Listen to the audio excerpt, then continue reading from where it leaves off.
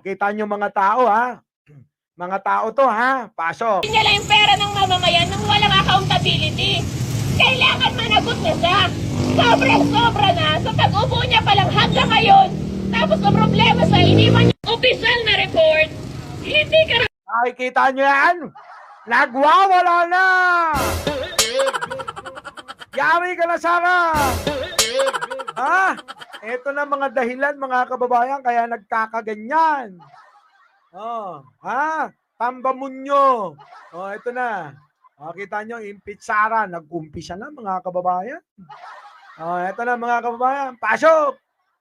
dapat hindi ka tiwa-tiwala ang opisinang ito, lalo na yung namumuno dito. Tama? Oo nga! Wala talaga kaming tiwala dyan kay Sara. Biruin mo, kung kailang mayroong trabaho, tsaka nando doon,